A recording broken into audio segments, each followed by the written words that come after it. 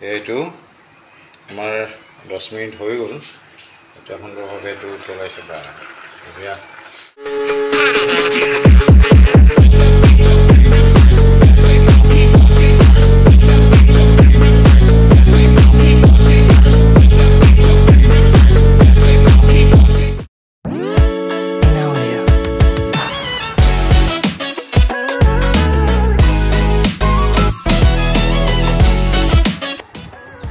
Hello viewers,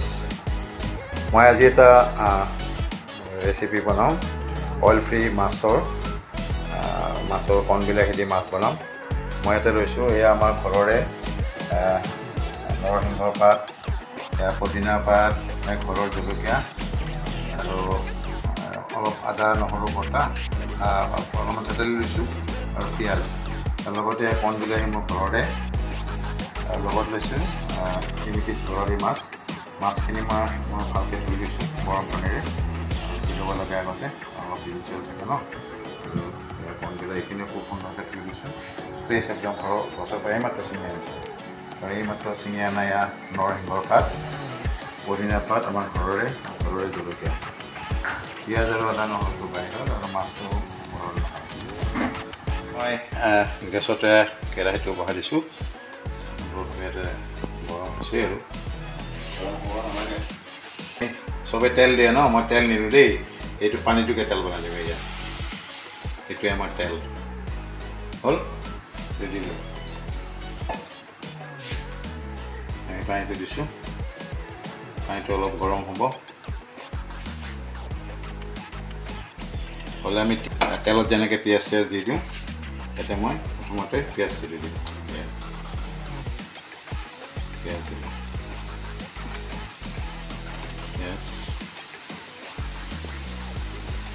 পিঁয়াজখিনি ভাজি আছোঁ পানীত ভাজিম দেই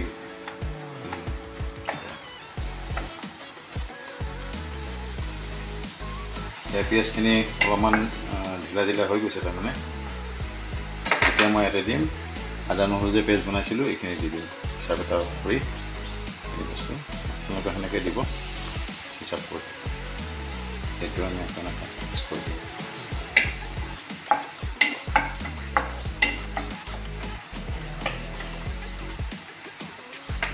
ড্ৰাই হৈ আছে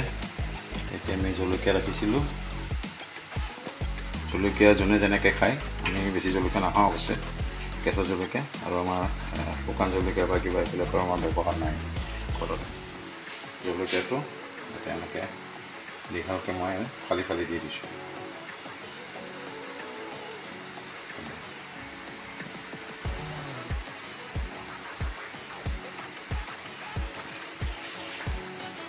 এতিয়া দিলোঁ পিঁয়াজ আদা নহৰু থেতলা আৰু কেঁচা জলকীয়া এইবাৰ মই এইখিনি প্ৰায় কোমল হৈ গৈছে ধুনীয়া স্মেল এটা আহিছে আদা নহৰু স্মেলটো পিঁয়াজৰ জলকীয়া সুন্দৰ স্মেল এতিয়া মই কণ বিলাহীটো দি দিম যাক যেনেকুৱা লাগে যিমানখিনি লাগে হিচাপত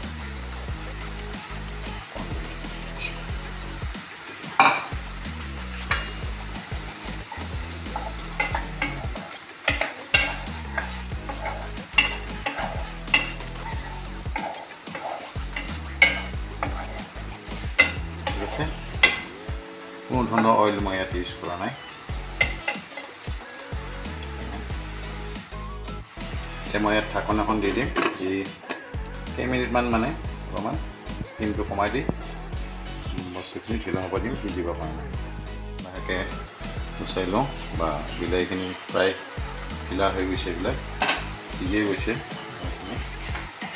আৰু যিখিনি অলপ টাইট হৈ আছে মই এইখিনি এনেকৈ দি দিম মই তেলে নিমখ দিয়া নাই দেই নিমখ কথা মই লাষ্টত দিওঁ মোৰ এইটো নিয়মে হয় নিমখটো আগতে নিদিওঁ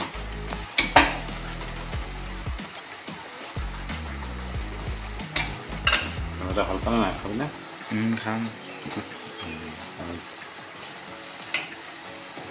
মাছ ছোৱালীজনী মাছ ভাল নাপায় মই আমাৰ মিছেছ আৰু ল'ৰাটোৱে আমি খাওঁ মাছ ছোৱালীজনী খালি চিকেন ভাল পায় অলপ সময় দি দিওঁ ড্ৰাই হ'ব দিম কিছুমান বিলাহী বঢ়িয়া গলি গৈছে চাওক ধুনীয়াকৈ বিলাহী একদম গলি গৈছে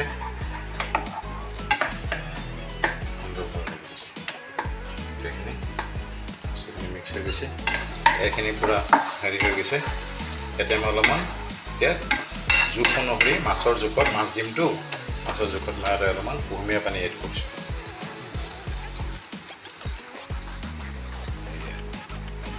পানী এড কৰি দিলোঁ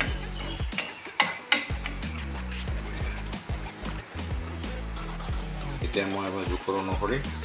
নিমখ দি দিছোঁ নিমখ দিব হালধি অলপমান দিব পাৰে দিলেও দিলে নিদিলেও নাই অলপমান হালধি অলপমান দি দিম আৰু তেতিয়াহ'লে কালাৰটো বেলেগ হ'ব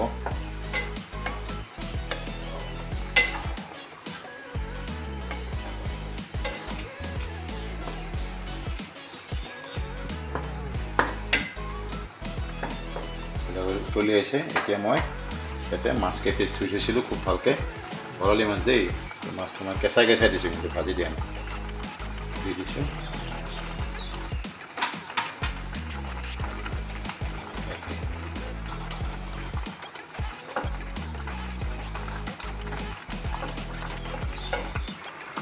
এবাৰ মই এড কৰিম এইটো নৰসিংহৰ পাত একদম কোমল এবাৰ ধুনীয়াকৈ সিজাব মই নৰসিংহৰ পাত এনেকৈ দিওঁ কম্বল নৰসিংহৰ পাত দি দিলোঁ মাছটো আমাৰ বইল হৈ থাকিব এতিয়া মানে এইটো মই চিমত দিম এইটো কমাই দিম কমাই দি এইটো মই এতিয়া মাছখিনি সিজিবৰ কাৰণে মাত কৰি দিম ঢাকনখন মাৰি দিছোঁ এয়া 10 মিনিটমান লাগিব মাছটো সিজি যাব আমাৰ 10 মিনিট হৈ গ'ল এতিয়া সুন্দৰভাৱে এইটো উতলাইছে এতিয়া আমাৰ মাছবিলাক মোৰ মতে সিজি গৈছে মাছখিনি সিজি গৈছে সুন্দৰভাৱে ৰেডি হৈ গৈছে হৈ গ'ল আৰু এতিয়া মই যে পদিনা পাত আছিলে ঘৰৰ অলপ স্মেলৰ কাৰণে পদিনা পাতটো দি দিম মান ধুনীয়া পাত আমাৰ মাছ নাই আৰু পদিনা পাত দি দিছোঁ আৰু পদিনা পাত দিলে ধুনীয়া এটা স্মেল